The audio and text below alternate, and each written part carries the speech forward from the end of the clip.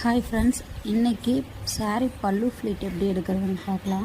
நீங்கள் saree பல்லு pleat எப்போ எடுக்கிற மாதிரி எடுத்து எப்படி ஹோல்ட் பண்ணிக்கோங்க. ஹோல்ட் பண்ணிட்டு நான் கை எப்படி வைக்கிறேன்னு பாருங்கள். சாரியில் 1 by 1 இப்படி மாற்றி மாற்றி நீங்கள் எடுத்திங்கன்னா உங்களுக்கு ஃப்ளீட்டும் ஜாஸ்தி வரும்.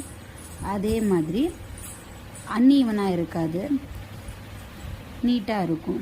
ஃப்ரண்ட்டு ஃப்ளீட் உங்களுக்கு பெருசாக வேணும் அப்படிங்கிறப்போ இப்போ நான் ஃப்ளீட் எடுக்கிறேன் இல்லையா, அதே மாதிரி எடுத்து ஃப்ரண்ட்டு ஃப்ளீட்டை மட்டும் நீங்கள் பெருசாக மாற்றிக்கலாம்.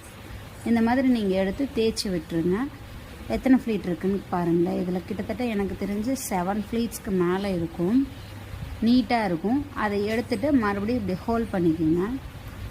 ஹோல்ட் பண்ணிட்டு அந்த இடத்துல கிளிப் பண்ணுறாலும் சரி, நீங்கள் அப்படியே ஈஸியாக வச்சுக்கலாம். ஈஸியாக இருக்கும். saree ப்ளீட்டிங் ஈஸியாக எடுத்துக்கலாம். 1 2 3 4 5 6 7